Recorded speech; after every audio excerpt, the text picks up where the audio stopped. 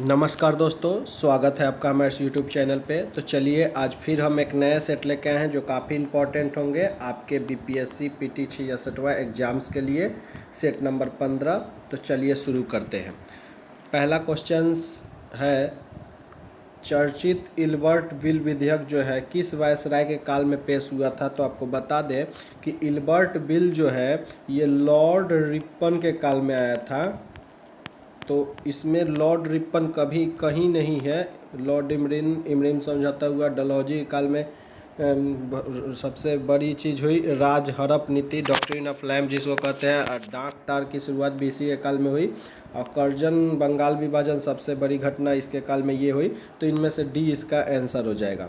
ये जो इल्बर्ट बिन है ये लॉर्ड रिपन के काल में आया था, नोट कर लीजिए 1884 ईस्वी को। ठीक है। अच्छा, इल्बर्ट बिल क्या था ये भी समझ लीजिए। तो इल्बर्ट बिल जो था यूरोपियों के विरुद्ध भारतीय न्यायाधीशों द्वारा मुकदमे की सुनवाई के लिए ये बिल लाया गया था, जिसको इसको श्वेत विद्रोह भी कहते हैं। ठीक है, श्वेत विद्रोह क्यों? क्योंकि अंग्रेजों ने इस विधेयक के विरोध किया, जिसको श्वेत विद्रोह कहते हैं। ठीक है। अच्छा, लॉर्ड रिपन की चर्चा हम कर रहे हैं जिसके काल में इल्बर्ट बिल लाया। तो एक और चीज़ याद रखिएगा, लॉर्ड रिपन जो है ये जो है इसने वर्नाकुलर प्रेस एक्ट को भी समाप्त किया था, जो लॉर्ड लिटन के काल में चालू हुआ था वर्नाकुलर प्रेस एक्ट। और इसने समाप्त किया था किसने? लॉर्ड रिपन ने। कब किया था ये भी नोट कर लीजिए, 1882 ईस्वी में। इसी लॉर्ड रिपन को फ्लोरेंस नाइटिंगेल ने भारत का उदारक कहा था। फ्लोरेंस नाइटिंगेल भारत का उदारक, ये सभी इंपॉर्टेंट है, नोट कर लीजिए। चलिए नेक्स्ट क्वेश्चन की ओर बढ़ते हैं। चंपू शैली का प्रादुर्भाव, सेकंड क्वेश्चन है, चंपू शैली का प्रादुर्भाव कब हुआ था? तो आपको बता दें चंपू शैली का प्रादुर्भाव 10वीं शताब्दी में हुआ था। ये एक शैली थी जिस पे लिखा जाता था, जिसके संध्याकारी नाम के एक लेखक है जिसने क्या किया था, रामचरित्र पुस्तक की रचना चंपू शैली में की थी। ठीक है। और यही रामचरित्र पुस्तक में उसने पाल वंश और दशरथ के पुत्र राम है उनकी कथा का वर्णन साथ साथ किया था। तो ये हो जाएगा 10वीं शताब्दी। चलिए नेक्स्ट क्वेश्चन की ओर बढ़ते हैं। सर्वप्रथम भारत में जजिया कर लगाने का श्रेय मोहम्मद बिन कासिम को जाता है। उसने किस वर्ष पर इस कर को मुक्त रखा था, यानी कौन इससे बाहर थे? तो ब्राह्मण लोग उस समय इससे बाहर थे। ठीक है, तो ये याद रखिएगा। और साथ में ये भी याद रखिएगा, जजिया कर को समाप्त करने वाला बहुत बड़ा क्वेश्चन आता है, तो ये कौन है? अकबर। अकबर ने जजिया कर को समाप्त कर दिया था 1564 ईस्वी में, याद रखिएगा। ठीक है। और इसे पुनः औरंगजेब ने लगा दिया 1679 ईस्वी में। ठीक है, तो ये भी याद रखिएगा, इंपॉर्टेंट क्वेश्चन है। चलिए नेक्स्ट क्वेश्चन की ओर बढ़ते हैं। पल्लव किसके सामंत थे? जो पल्लव है ये किसके सामंत थे? तो आपको बता दे पल्लव जो थे सबसे पहले सातवाहन के सामंत थे। ठीक है, सातवाहनों के सामंत थे, लेकिन बाद में ये अलग अपना एक घोषित कर लिए राज्य पल्लव वंश। ठीक है, ये पहले सातवाहन के समान थे। अच्छा, पल्लव वंश का जो संस्थापक था ये याद रखिएगा, हमेशा एग्जाम में पूछता है, इसका नाम है सी विष्णु। पल्लव वंश का संस्थापक सी विष्णु था। ठीक है, और इसने लगभग 575 से 600 ईस्वी के काल में पल्लव वंश की स्थापना की थी।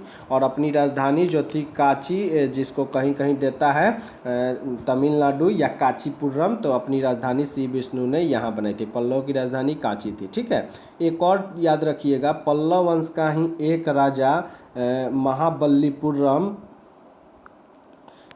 पल्लव वंश का एक राजा है जिसका नाम है नरसिंह वर्मन प्रथम।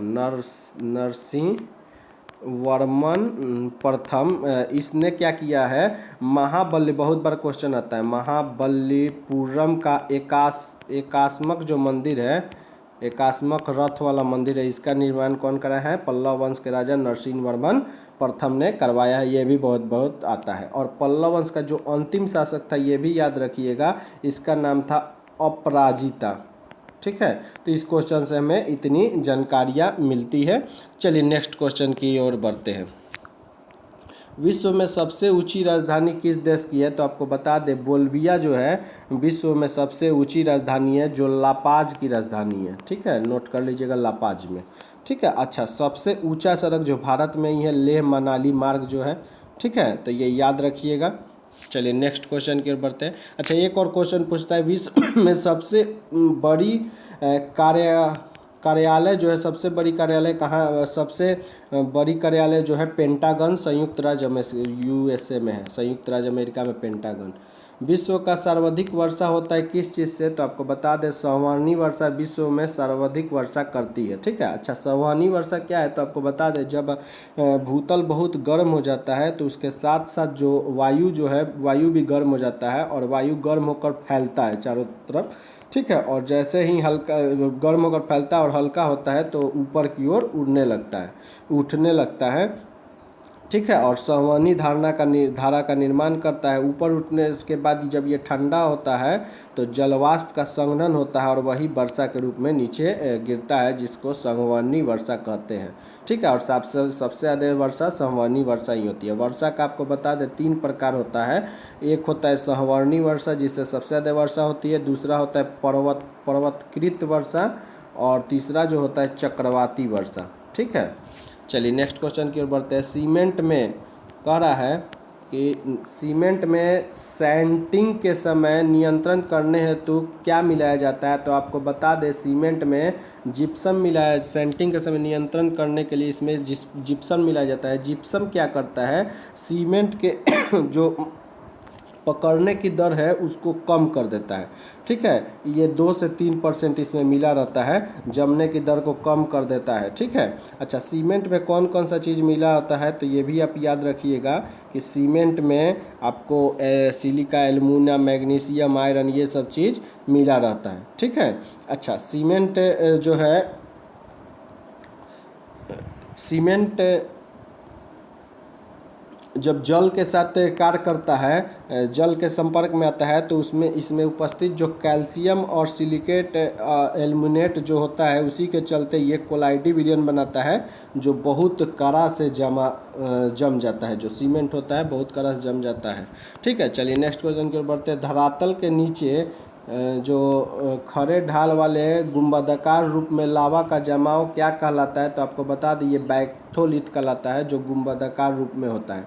अच्छा लैकोलिथ क्या है? तो ये भी याद रखिएगा, लैकोलिथ मैग्मा जब ऊपर की परत को जब जोर से धक्का मारता है तो उससे गुंबदाकार रूप जम जाता है, जिसको लैकोलिथ कहते हैं। फाइकोलिथ क्या कहते हैं? तो फाइकोलिथ जब मैग्मा लहरदार रूप में होता है तो उस ऐसी जो चक्र होता है इसको फाइकोलिथ कहते हैं। ठीक है, और लैपोलिथ जब मैग्मा क्या करता है, जब मैग्मा जम कर तरसनुमा हो जा आकार का ग्रहण करता है तब उसको लैपोलिथ कहते हैं। चलिए नेक्स्ट क्वेश्चन की ओर बढ़ते हैं। कह रहा है झील के साथ मिलान करना है, तो आंध्र प्रदेश में कोलारू एकदम सही है। आंध्र प्रदेश में कोलारू झील है, महाराष्ट्र में लोनार झील है, ये भी सही है। अच्छा मणिपुर में लोटकक झील है और तमिलनाडु में पुलिकट, यानी क्या हो जाएगा? आंध्र ए का हो गया पहला, बी का हो गया दूसरा, और सी का चौथा, और डी का तीसरा, यानी ऑप्शन नंबर क्या हो गया इसका? C number answer. ठीक है, ऑप्शन नंबर सी हो गया। चलिए नेक्स्ट क्वेश्चन की ओर बढ़ते हैं। रामेश्वरम द्वीप, जो रामेश्वरम द्वीप है, भारतीय मुख्य भूभाग से निम्नलिखित में से कौन अलग करता है? जो रामेश्वरम द्वीप है उसको, तो ये पंबल द्वीप जो है ये अलग करता है रामेश्वरम द्वीप को भारतीय भूभाग से। अच्छा पाक स्ट्रीट क्या है? तो आपको बता दें पाक स्ट्रीट जो है तमिलनाडु व श्रीलंका के मध्य ये पड़ता है। अच्छा 10 डिग्री चैनल क्या है? तो ये अंडोबार एंड निकोबार द्वीप समूह को अलग करता है। ठीक है, ये भी याद रखिएगा, अंडोबार एंड निकोबार द्वीप समूह को। 9 डिग्री चैनल क्या है? तो ये लक्षद्वीप एंड मिनिकॉय को अलग करता है 9 डिग्री चैनल।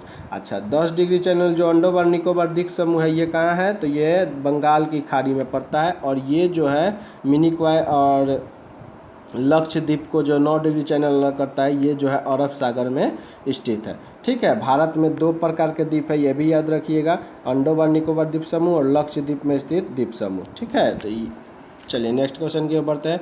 निम्नलिखित में जो पादक हार्मोन नहीं है वो बताना है। तो ऑक्सिन जो है पादक हार्मोन है, जिब्रेलिन भी है, साइकोटिनियस भी है। कार्टिसोन जो है यही आंसर हो जाएगा, ये पादक हार्मोन नहीं है। ऑक्सिन कैसा हार्मोन है, तो आपको बता दें कि ऑक्सिन जो है ऑक्सिन की खोज 1880 ईस्वी में पुरुषबा ने की थी। ठीक है, ऑक्सिन की खोज ये क्या करता है, ऑक्सिन पौधे की वृद्धि में नियंत्रण करता है, यानी पौधे की वृद्धि को दर को बढ़ाता है। ठीक है, अच्छा ये जिब्रेलिन है, पौधे की लंबाई को बढ़ाता है। ठीक है, और साइटोकाइसिन भी एक पादक हार्मोन है जो पौधे के लिए काफ़ी इंपॉर्टेंट है। इसका आंसर डी हो जाएगा। चलिए नेक्स्ट क्वेश्चन, कर के अंतिम भार को क्या कहते हैं, तो आपको बता दें कर के अंतिम भार को जो है करापात कहते हैं। कर के अंतिम भार को करापात कहते हैं। अच्छा, केंद्र सरकार द्वारा लगाए गए कर कौन कौन है, तो जो इम्पोर्टेंट है सीमा शुल्क निगम कर, राज्य सरकार द्वारा लगाया गया कर, बिक्री कर, मालगुजारी कर, राज्य उत्पादन शुल्क, कृषि आयकर, ये सब राज्य सरकार के द्वारा लगाया जाता है। और कुछ जो आयकर है केंद्र और राज्य दोनों लगाते हैं, लेकिन केंद्र कुछ जो ऐसे आयकर हैं जो केंद्र सरकार लगाता है, लेकिन उससे जो राजस्व प्राप्त होता है वो केंद्र और राज्य दोनों में बंटाया जाता है। ठीक है, और ये बांटने का काम कौन करता है वित्त मंत्रालय करता है, ये भी याद रखिएगा। वित्त आयोग ये बांटने का काम करता है। अच्छा, वो कौन कौन कर है, तो जैसे आयकर है, ठीक है, आयकर है, उत्पाद शुल्क है, ये सब इसके आय जो आता है वो केंद्र और राज्य में थोड़ा तबीयत ठीक नहीं है। चलिए नेक्स्ट क्वेश्चन की ओर देखते हैं। नेक्स्ट क्वेश्चन कर रहा है, भारत छठे राष्ट्रीय मंडल युवा खेलों में 4 स्वर्ण पदक सहित कुल कितना पदक जीतकर 7वें स्थान पर रहा। तो अभी आपको बता दें कि 11 पदक कुल जीता, कुल 11 पदक जीत के जो है 7वें स्थान पर रहा था। चलिए नेक्स्ट क्वेश्चन देखते हैं। विश्व मुक्केबाजी जो परिषद है WBC, एशिया का खिताब किसने जीता था, तो आपको बता दें एशिया का जो इसमें खिताब है वैभव यादव ने जीता था, डी नंबर। चलिए नेक्स्ट क्वेश्चन, काजीरंगा राष्ट्रीय उद्यान कहाँ स्थित है, तो ये असम में है। और काजीरंगा असम में स्थित होने के कारण किसके लिए प्रसिद्ध है, याद रखिएगा, एक श्रृंगी गेंडा के लिए पर ये प्रसिद्ध है। ठीक है, चलिए नेक्स्ट क्वेश्चन, नासा के ओरियन अंतरिक्ष यान को कब तक कार्य करने के लिए तैयार किया जाएगा, तो आपको बता दें 2024 तक ये कार्य करेगा। ये क्या करेगा, पृथ्वी के चक्कर लगाएगा पृथ्वी कक्षा में, और पृथ्वी कक्षा के बाहर भी ले जाने में मदद करेगा। चलिए नेक्स्ट क्वेश्चन देखते हैं, इनमें कौन बेमेल है, तो आपको बता दें ये सभी सही हैं। ठीक है, यानी राष्ट्रीय अंतर्देशीय नौवाहन संस्थान पटना ये भी सही है। केंद्रीय अंतर्देशीय जल परिवहन कोलकाता में स्थित है। हिंदुस्तान शिपयार्ड लिमिटेड विशाखापट्टनम आंध्र प्रदेश में स्थित है, यानी इसका आंसर हो जाएगा डी नंबर। चलिए नेक्स्ट क्वेश्चन की ओर देखते हैं। RBI ने हाल ही में कितने सार्वजनिक क्षेत्रों के बैंकों को केवल मापदंडों का उल्लंघन KYC मापदंडों का उल्लंघन करने के लिए जुर्माना लगाया है, तो आपको बता दें ये 4 बैंकों के जुर्माना लगाया है RBI, reserve bank of India.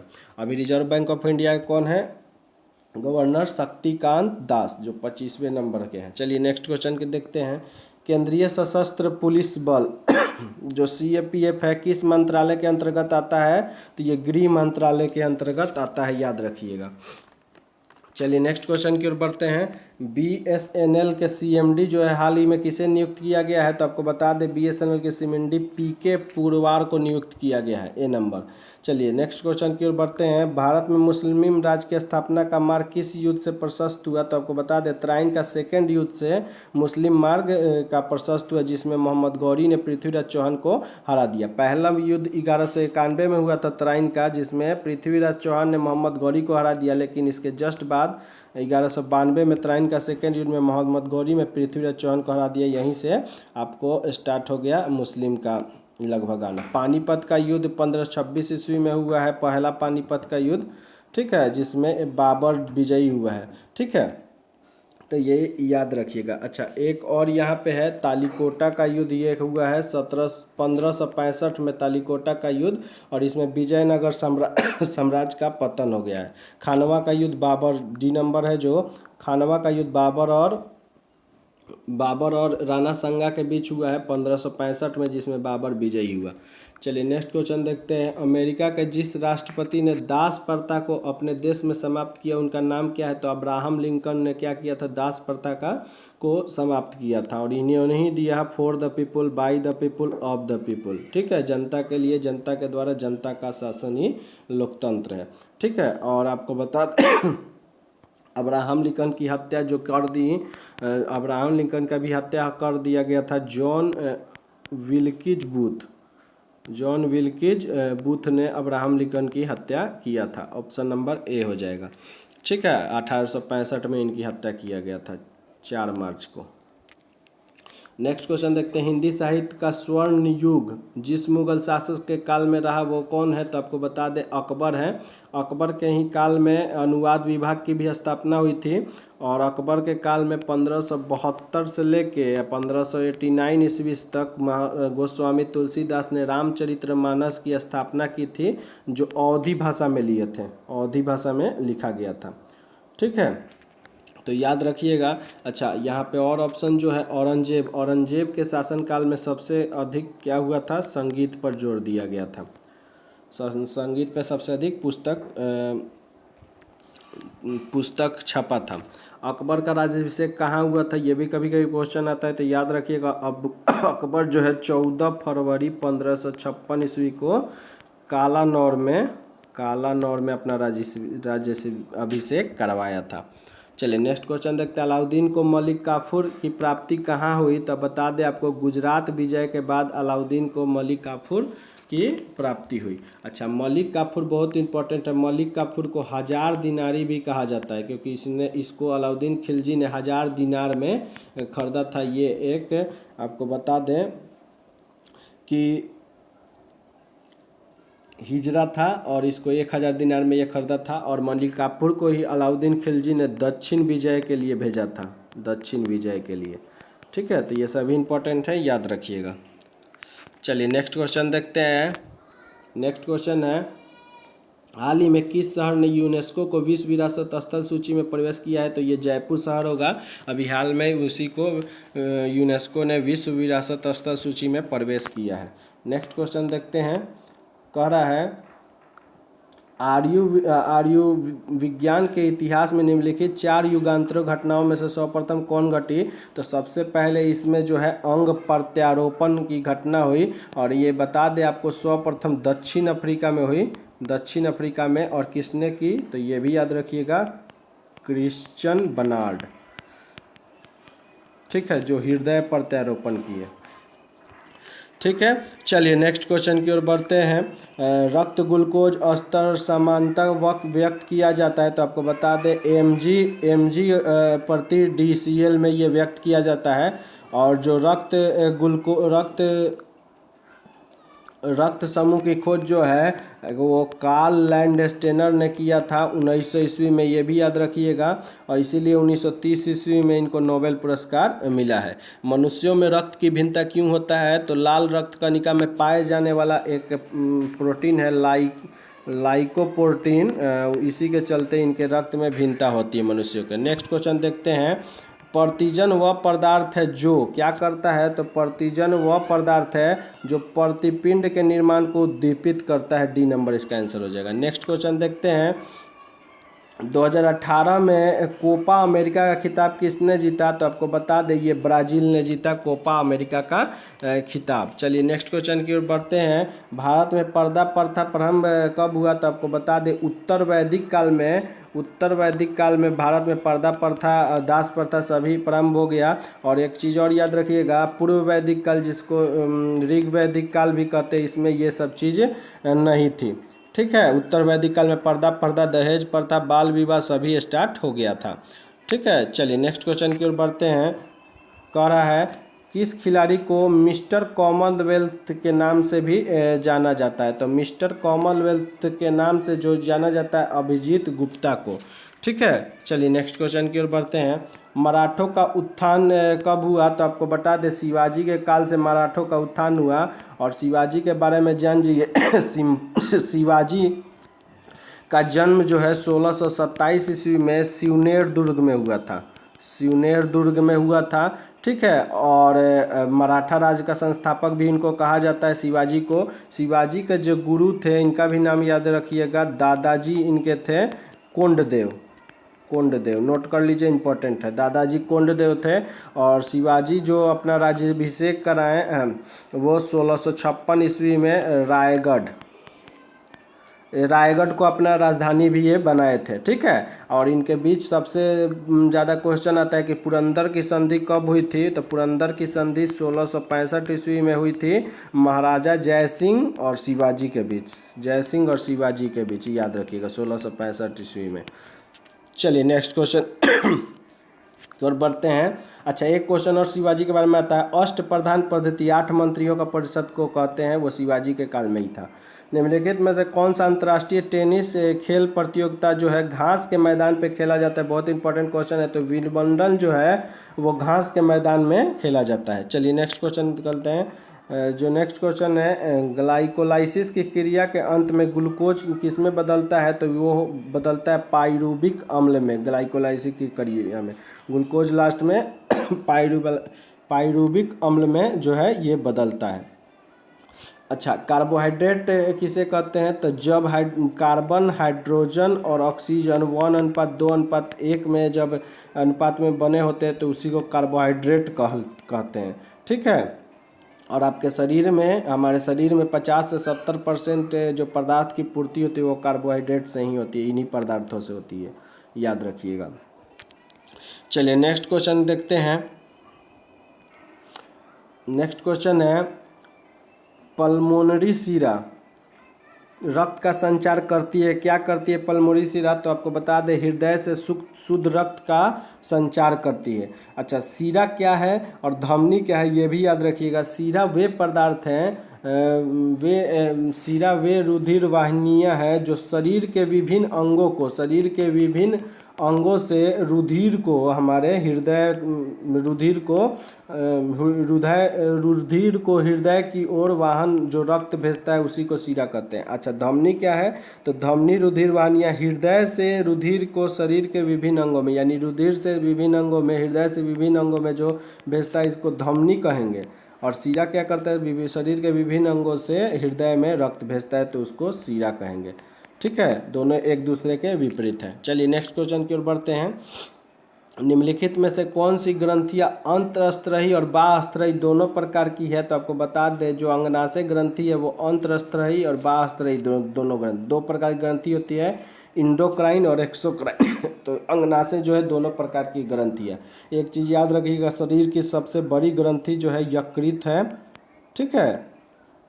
शरीर की सबसे बड़ी ग्रंथि कौन है? यकृत है, ये याद रखिएगा, ठीक है। अच्छा, एक और चीज़ याद रखिएगा, अंगनाशय की कोशिकाओं के बीच पीले रंग का कोशिका समूह होता है जिसे लैंगरहंस की दीपिका कहते हैं। और इसी की बीटा कोशिका से जो है इंसुलिन स्रावित होता है जो हमारे मधुमेह रोग में काफ़ी इम्पोर्टेंट होता है। उसी के अल्प स्त्रवन से, कम स्त्रवन से मधुमेह रोग होता है, ये भी याद रखिएगा, ठीक है। चलिए नेक्स्ट क्वेश्चन की ओर बढ़ते हैं। मैं समाजवादी हूँ पुस्तक किसने लिखा था? तो मैं समाजवादी हूँ पुस्तक जयप्रकाश नारायण ने लिखा था। और साथ में एक और चीज़ याद रखिएगा, इन्होंने एक और चीज़ लिखा था और वो है प्रिजन डायरी, जयप्रकाश नारायण। अच्छा, जवाहरलाल नेहरू क्या क्या लिखा है लिख लीजिए, ग्लिम्पसेस ऑफ वर्ल्ड हिस्ट्री, और साथ में मैं एक समाजवादी हूँ और एन ऑटोबायोग्राफी, सब जवाहरलाल नेहरू ने लिखा था। चलिए नेक्स्ट क्वेश्चन की ओर बढ़ते हैं। अशोक का धम्म किस पर जोर देता है? तो अशोक का जो धम्म है शांति और जन कल्याण पे धम्म देता है। अशोक का शिलालेख को सबसे पहले किसने पढ़ा? तो आपको बता दें 1837 ईस्वी में जेम्स प्रीसेस ने इसके शिलालेख को पढ़ा था। और खोजा सबसे पहले कौन था? तो 1750 में पी पैंथेलर, ठीक है, तो ये याद रखिएगा। अच्छा, मॉस्की और गुर्जरा अभिलेख में अशोक का नाम अशोक मिलता है, अब बाकी में प्रियदर्शिका मिलता है। ठीक है, ये भी याद रखिएगा। अशोक के गुरु कौन थे? उपगुप्त थे, उपगुप्त जिन्होंने अशोक को बौद्ध धर्म की दीक्षा दी थी। चलिए नेक्स्ट क्वेश्चन, सरल आवर्त गति में त्वरण समानुपाती होता है, तो आपको बता दें विस्थापन के समानुपाती होता है त्वरण। नेक्स्ट क्वेश्चन, भारत में पाश्चात्य शिक्षा पद्धति के समय शुरू हुआ था, किसके समय? तो इनमें से कोई नहीं होगा। आपको बता दें जो है लॉर्ड विलियम बेटिक के समय, विलियम बेटिक के समय जो है पाश्चात्य शिक्षा पद्धति शुरू हुआ था। उसका शुरुआत कौन किए थे? Lord Macaulay. लॉर्ड मैकाले इसका जनक माना जाता है, जो 1835 ईस्वी में हुआ था। ठीक है, याद रखिएगा। चलिए नेक्स्ट क्वेश्चन देखते हैं, कौन सा निम्नलिखित में से किसे पूर्ण जन्म का विश्वास स्वीकृत है, किसको? तो आपको बता दें पूर्ण जन्म का जो विश्वास है वो सभी में था, हिंदू बौद्ध जैन सभी में था। डी नंबर इसका आंसर हो जाएगा। ठीक है। अच्छा, हिंदू धर्म तो जानते ही हैं, बौद्ध धर्म के संस्थापक गौतम बुद्ध और जैन धर्म के संस्थापक कौन थे? ऋषभ देव थे, पहला जो थे। और वास्तविक संस्थापक 24वें तीर्थकर महावीर स्वामी को कहा जाता है। 23वां कभी कभी पूछ लेता है, तो 23वें तीर्थकर जो थे पार्श्वनाथ थे। चलिए नेक्स्ट क्वेश्चन कर देते हैं, ग्रीस के प्रधानमंत्री के रूप में किसे चुना गया है? तो आपको बता दें जो ग्रीस के प्रधानमंत्री हैं ये जो है इसको कारियाकोस मित्याकोविस को चुना गया है। नेक्स्ट क्वेश्चन बढ़ते हैं, वर्ष 1991 में 51 में यूनेस्को ने विज्ञान के प्रचार के लिए कलिक पुरस्कार की स्थापना किसके नेतृत्व में किया? तो ये बीजू पटनायक के नेतृत्व में किया गया था। याद रखिएगा, इंपॉर्टेंट क्वेश्चन है। चलिए, अच्छा कलिक कहाँ पड़ता है? ये कलिक आपको बता दें ये उड़ीसा में पड़ता है, उड़ीसा।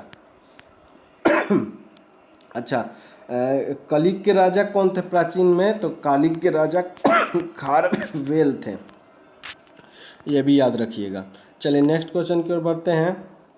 अच्छा, ये यहाँ पे कौन है? ये जगदीश चंद्र बोस कौन है? तो आपको बता दें जगदीश चंद्र बोस जो है भारत का वनस्पति वैज्ञानिक थे।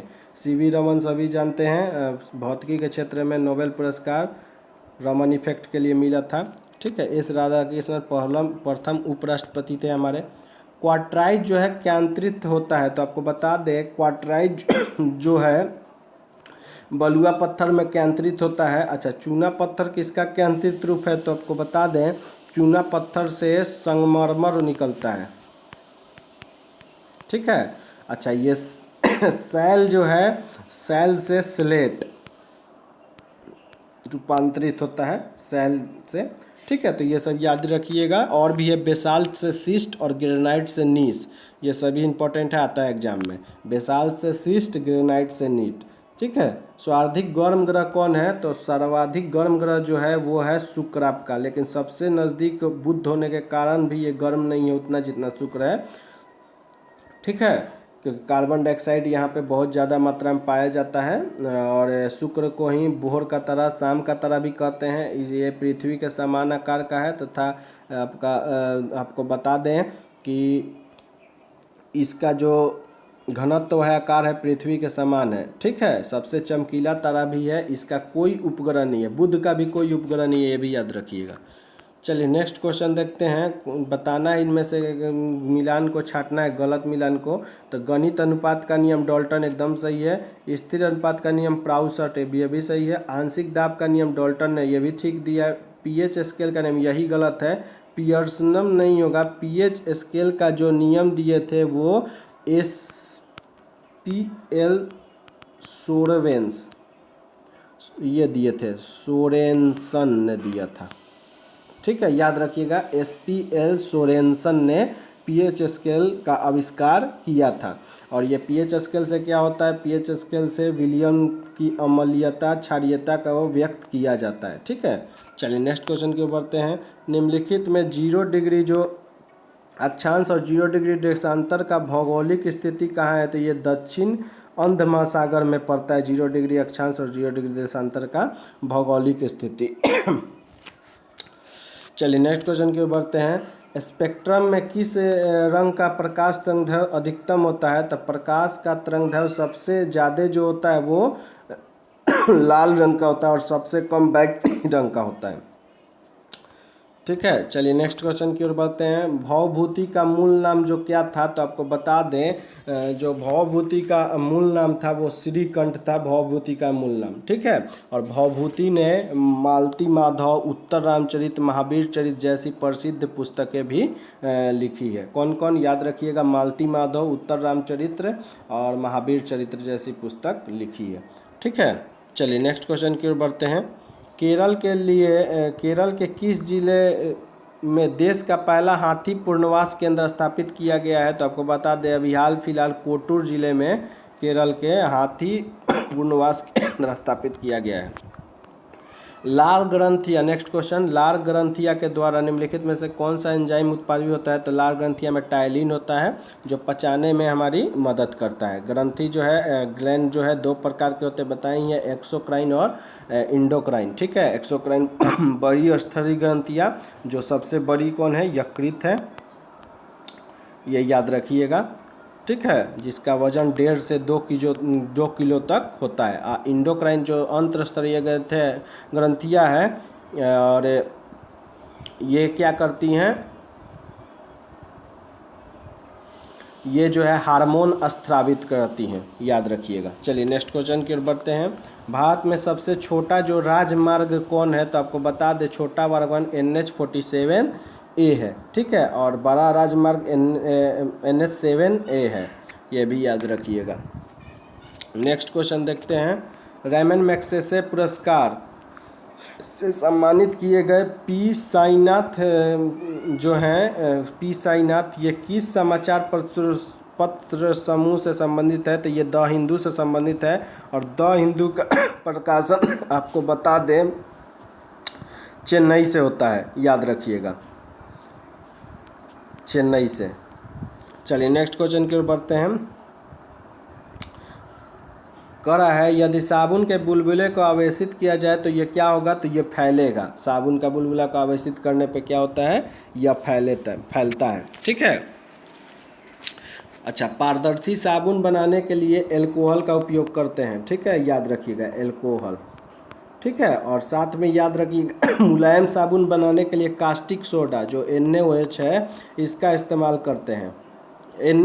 हाँ जी, अच्छा, एक और चीज़ है, हजामती जो साबुन है इसको बनाने के लिए ग्लिसरीन मिलाया जाता है जो अधिक झाग उत्पन्न करता है। चलिए नेक्स्ट क्वेश्चन देखते हैं। किसी बर्तन में पारे का एक बूंद का अचंद्रण कैसा होगा? तो आपको बता दें ये उत्तल दर्पण के उत्तल जो है उत्तल दर्पण के जैसा काम करेगा, पारे एक बूंद पारे का अचंद्रण। ठीक है, अब आपको बता दें पारे के बारे में और भी कुछ बहुत इंपॉर्टेंट चीज़ है, ये बहुत बार एग्जाम में आता है। पारे को क्विक सिल्वर भी कहते हैं, क्विक सिल्वर पहला। दूसरा ये जो है पारा का निष्कासन जो होता है निष्कर्षण, ये सीने बार अयस्क में होता है, सीने बार अयस्क, ये भी याद रखिएगा। पारा जो है विद्युत का सुचालक होता है और 4.12 किलो ताप पर पारे का प्रतिरोध जो है वो 0 हो जाता है, ये भी इम्पोर्टेंट है, ये सभी याद रखिएगा। ठीक है, अच्छा, बैरोमीटर में भी पारे का उपयोग किया जाता है जो सतह का चढ़ना उतरना क्रमशः स्वच्छ मौसम और एक बैग गिर जाए तो तूफान के बारे में सूचना देता है। पारे को जो है लौह पात्र में रखा जाता है क्योंकि ये लोहा के साथ अमलगम नहीं बनाता है। तो ये सभी इंपॉर्टेंट है पारा के बारे में। तो दोस्तों ये 55 क्वेश्चन हमने अभी लगाया, बाकी 45 क्वेश्चन जल्द नेक्स्ट वीडियो में हम डाल देंगे इसी का, जो सभी इंपॉर्टेंट है। अच्छा लगा लाइक कीजिए, सब्सक्राइब कीजिए और शेयर कर दीजिए इस चैनल को अपने ज़्यादा से ज़्यादा फ्रेंड में। Thank you, all the best for your examination.